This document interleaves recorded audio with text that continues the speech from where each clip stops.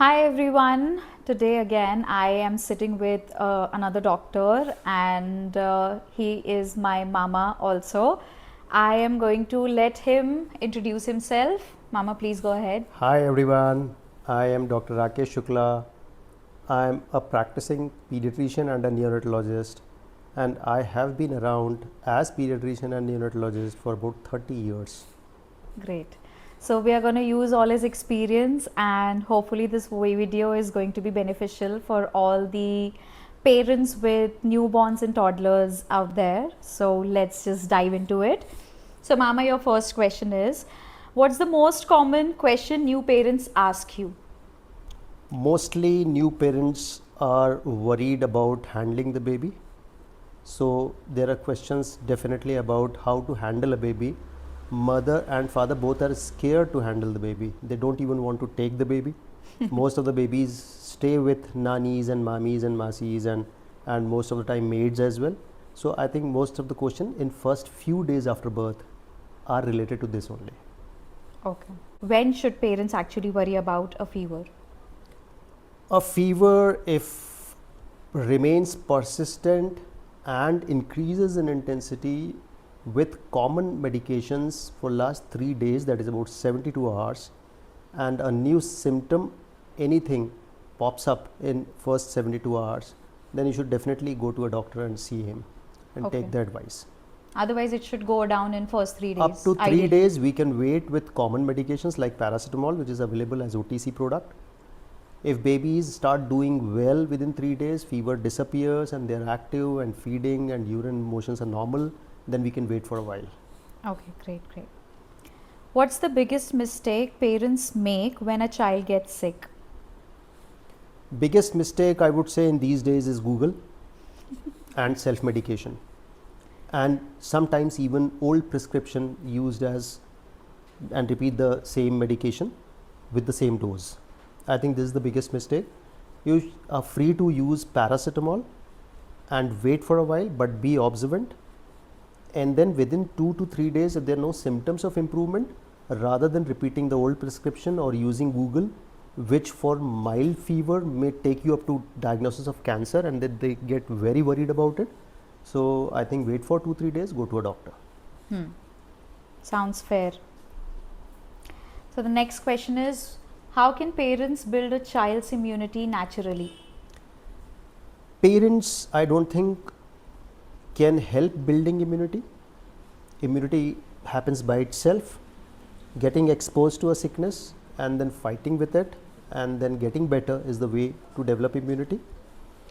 That's why we say wait for 2-3 days. If a sickness becomes better by itself, means you have developed the immunity for the sickness. So over medication and taking a baby on day 1 to a doctor with fever or some sickness may not help in building immunity. Number Okay. 1. Number 2 is giving a high protein diet. Okay. When I say high protein, it's not too much of protein, but it's a normal diet which should contain normal amount of protein, which is recommended for the kid at that Right. age and weight. So a good healthy diet and waiting for some time when a child is sick will help in building the immunity. Okay. So regular food that we eat should be given to children. Yes, regular and a mixture and a food which you change every day. It cannot be, most of the time what I see is that kid likes some sort of food and then parents give it 3 meals a day, the same food for last 1 year. That's not okay. You have to change, Okay. you have to mix, and you have to give different type of food every day and every Yeah. meal.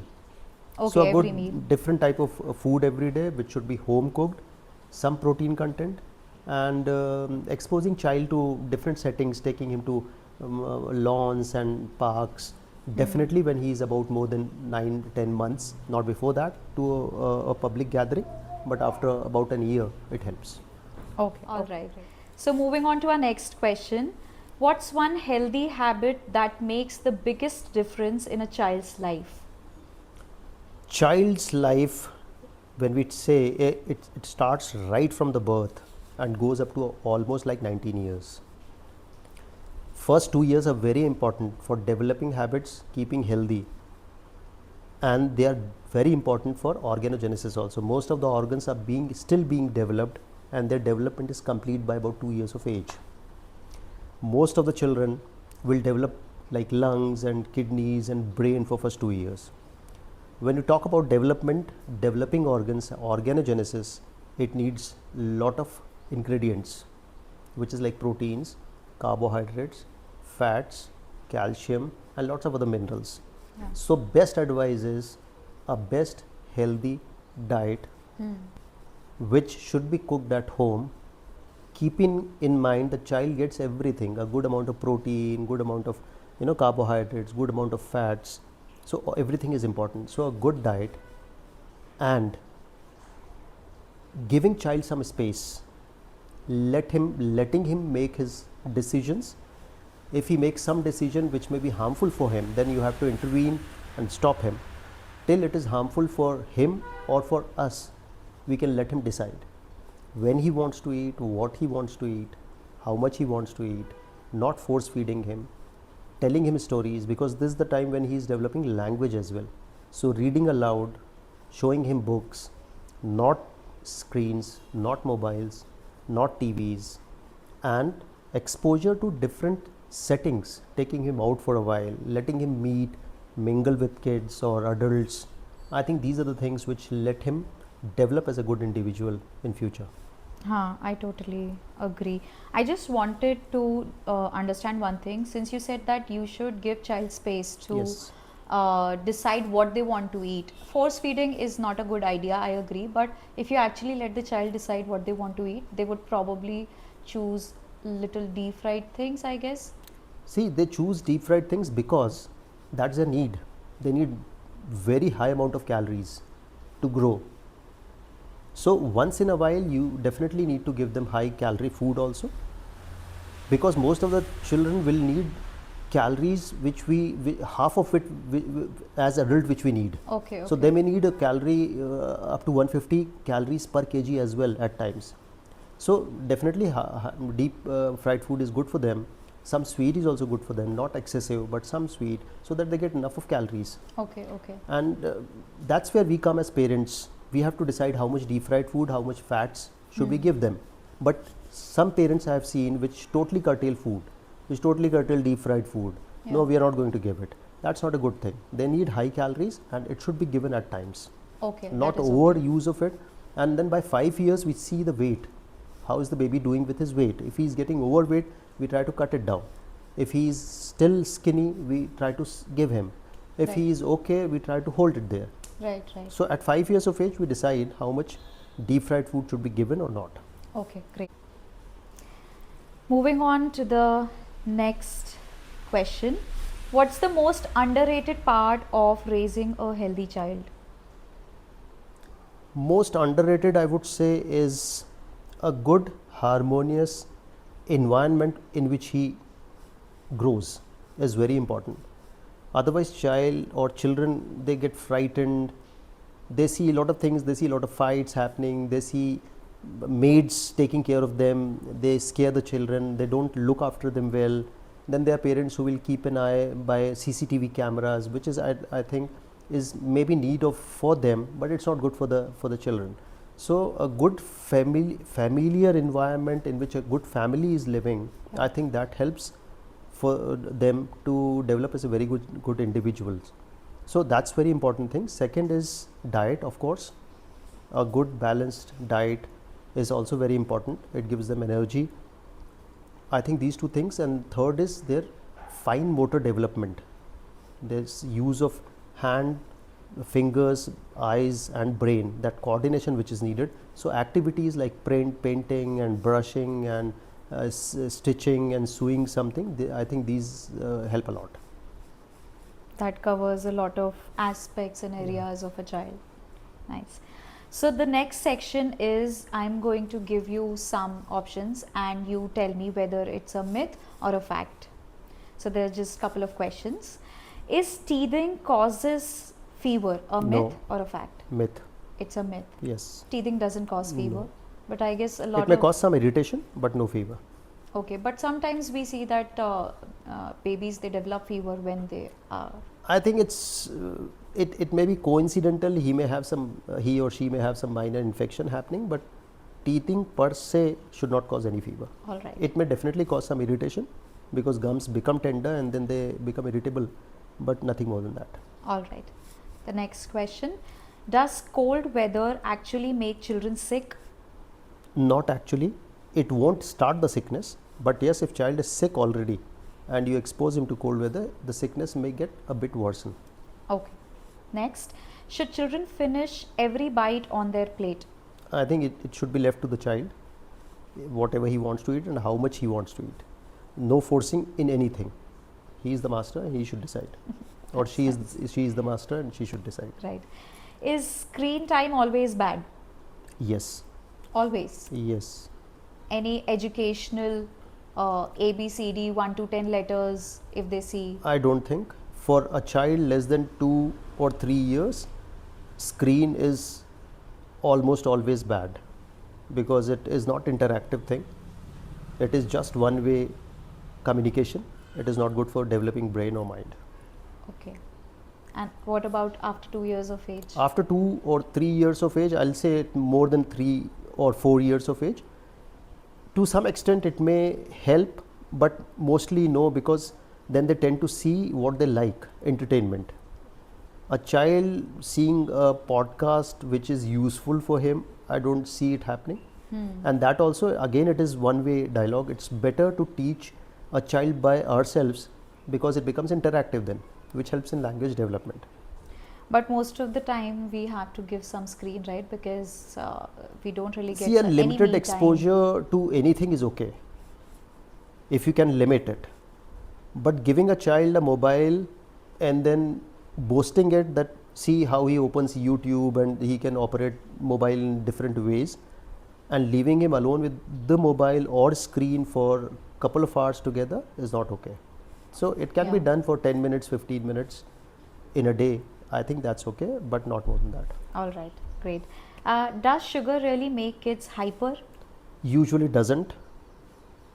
In very few cases who have epilepsy or brain related problems, rarely it may, but 99% for a normal kid, it doesn't cause any problem. All right. I think that's actually a very big myth. People think that if we give more sugar, the child becomes hyper Child becomes and runs hyperactive. around I've and heard jumps it multiple and goes times, crazy. but it doesn't cause any problem. Okay. So moving on to our next section, I will be firing some rapid fire questions at you and you will have to choose one. I hope you've seen Karan Johar and you know what rapid fire is. Yes. So the first question is, one food every child should eat daily. Protein. So it may be paneer, some good quality curd. I think this is the most important. Okay. Then second thing would be fruits Okay. and vegetables.